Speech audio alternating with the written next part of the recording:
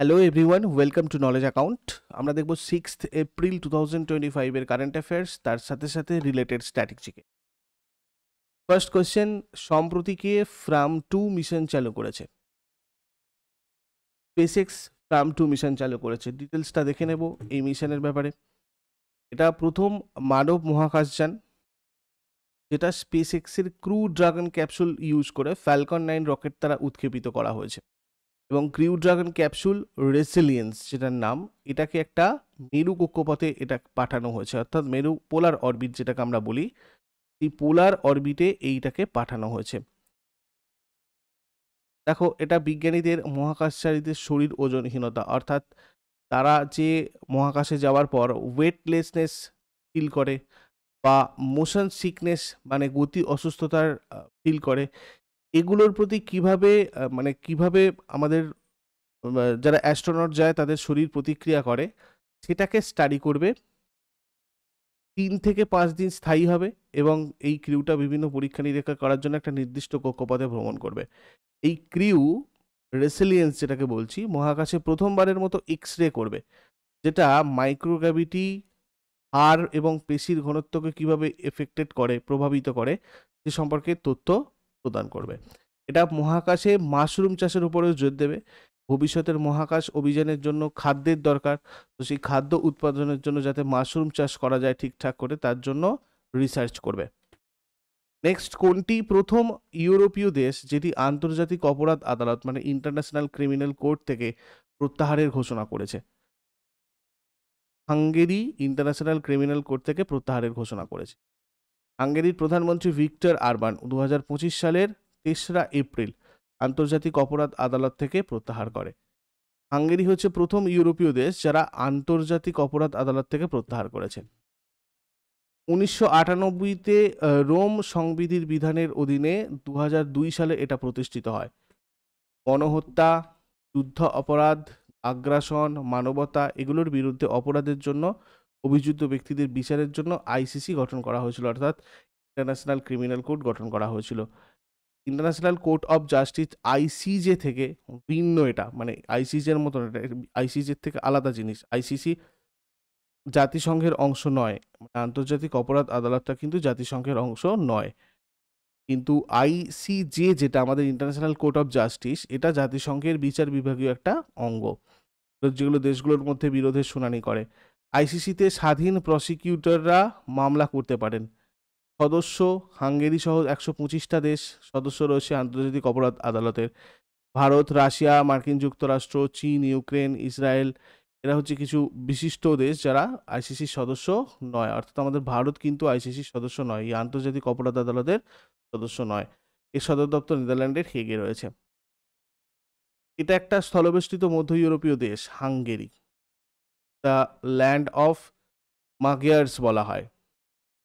ইউরোপীয় ইউনিয়ন এবং উত্তর আটলান্টিক চুক্তি সংস্থার সদস্য, অর্থাৎ ন্যাটোর সদস্য। রাজধানী এর বুদাপেস্ট। মুদ্রা ফরিন্ট। প্রধানমন্ত্রী ভিক্টর অরবান। নেক্সট কোয়েশ্চেনে যাবার আগে সবাইকে বলে দিই, মার্চের কারেন্ট অ্যাফেয়ার্সের পিডিএফ নলেজ অ্যাকাউন্ট অফিসিয়াল অ্যাপের ইবুক সেকশানে আপডেট করে দেওয়া হয়েছে, মান্থলি কারেন্ট অ্যাফেয়ার্স সেকশানে, তোমরা ওখান থেকে কালেক্ট করে নিও।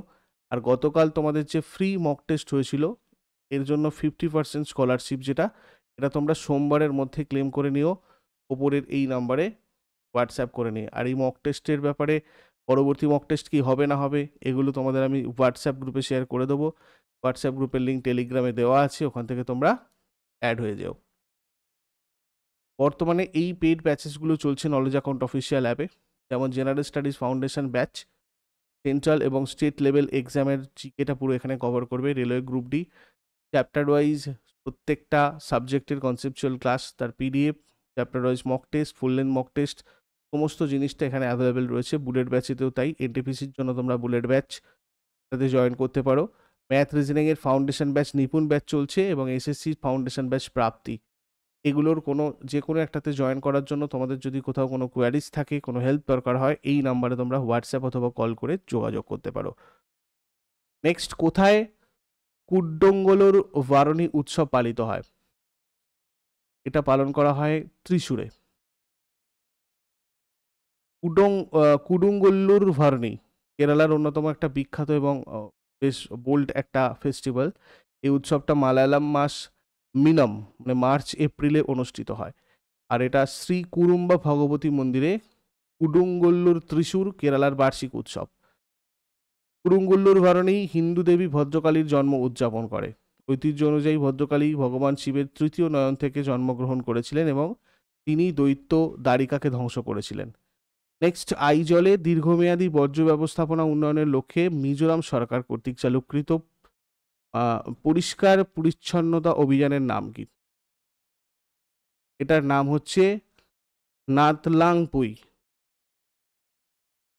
এই উদ্যোগের লক্ষ্য জৈব চিকিৎসা, বর্জ্য ব্যবস্থাপনার মতো গুরুত্বপূর্ণ সমস্যাগুলোর সমাধান করা এবং আইজলের সামগ্রিক পরিচ্ছন্নতা উন্নত করা।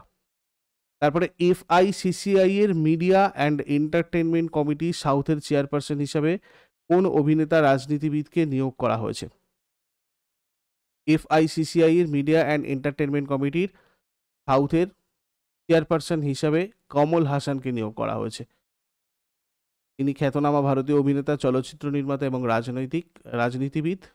মাক্কাল নীতি মাইয়াম রাজনৈতিক দলের প্রতিষ্ঠাতা, এমএনএম দলের রাজনৈতিক দলের প্রতিষ্ঠাতা। তারপরে চেন্নাই পেট্রোলিয়াম কর্পোরেশন লিমিটেড সিপিসিএল এর ম্যানেজিং ডিরেক্টরকে এইচ শঙ্কর নিযুক্ত হয়েছেন সিপিসিএল এর ম্যানেজিং ডিরেক্টর হিসাবে। এটা পেট্রোলিয়াম আর প্রাকৃতিক গ্যাস মন্ত্রণালয়ের অধীনে ভারতীয় তেল নিগমের একটা গোষ্ঠী প্রতিষ্ঠান। তেল শোধনাগার পরিচালনা করে এবং দক্ষিণ ভারতে পেট্রোলিয়াম পণ্য সরবরাহে গুরুত্বপূর্ণ ভূমিকা পালন করে। Pension fund regulatory and development অথরিটির নতুন চেয়ারপারসন হিসেবে কে নিযুক্ত হয়েছেন? এস রামান্না। দেখো, পিএফআরডিএ অর্থাৎ এর ফুল ফর্ম হচ্ছে তোমার pension fund regulatory and development authority.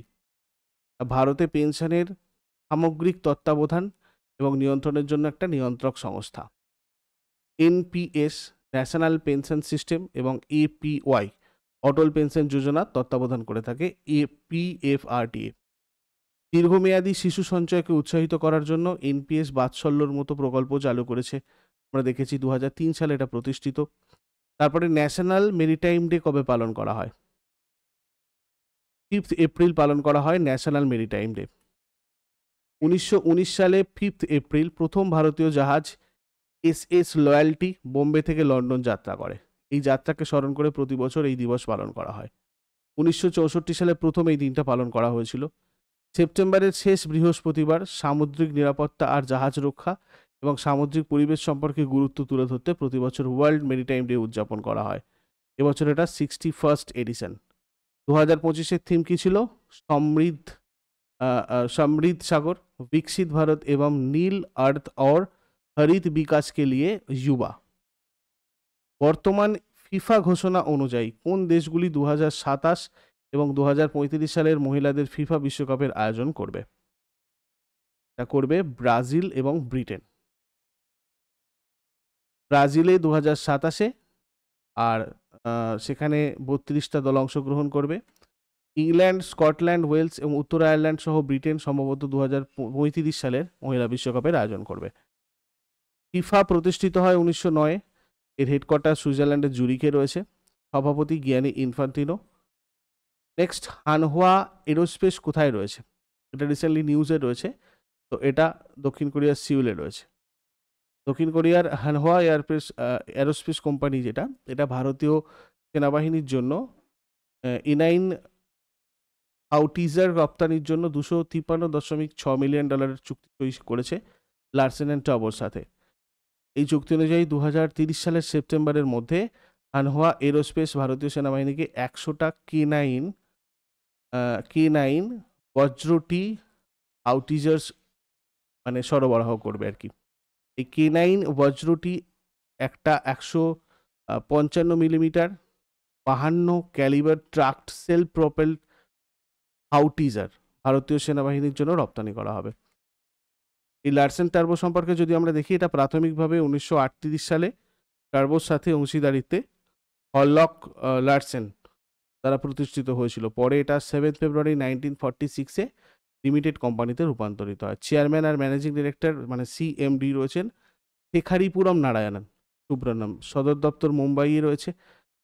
আর এই হানহা এরোস্পেস কোম্পানি লিমিটেডের চেয়ারম্যান সেউং ইউন কিম, এর হেডকোয়ার্টার চ্যাংওন, দক্ষিণ কোরিয়ার, প্রতিষ্ঠিত হয় 1977-এ। আগের দিনে হোমওয়ার্কগুলো আমরা দেখে নেব। 2024 আইসিসি পুরুষদের টি20 বিশ্বকাপের ম্যান অফ দ্য সিরিজ হয়েছেন জসপ্রীত বুমরা। আর কোন দল 17তম ইন্ডিয়ান প্রিমিয়ার লিগে শিরোপা জিতেছে? এটা হয়ে যাবে কলকাতা নাইট রাইডার্স। আজকে তোমাদের জন্য প্রশ্ন থাকবে, মোগল সম্রাটদের মধ্যে কে প্রথম আত্মজীবনী লেখেন? আর বাল্যকালে কে আকবরের অভিভাবক ছিলেন? এগুলো শেষকালে কমেন্টে জানাও। চট করে আগের দিনেরগুলো কুইক রিভাইজ করে নেবো। যারা যারা লাইভে রয়েছে অ্যান্সার করার চেষ্টা করো। 5 এপ্রিল 2025-এর কোয়েশ্চেন্স। সম্প্রতি কোন রাজ্যে শারহুল উৎসব পালিত হয়েছিল? ঝাড়খণ্ড। কোন স্থানের বিখ্যাত সওদাগর ব্লক প্রিন্টটা জিআই ট্যাগ পেয়েছে? আমেদাবাদ। উত্তরপ্রদেশের কোন জেলায় ফ্লোরাইড দূষণ নির্ধারিত নিরাপদ সীমার চেয়ে 5 থেকে 6 গুণ বেশি পাওয়া গেছে? সোনভদ্র। প্রধানমন্ত্রী নরেন্দ্র মোদী এবং থাইল্যান্ড প্রধানমন্ত্রী সিনাওয়াত্রার মধ্যে দ্বিপাক্ষিক আলোচনার সময় ভারত ও থাইল্যান্ড বিভিন্ন ক্ষেত্রে কতগুলো চুক্তি স্বাক্ষর করেছে?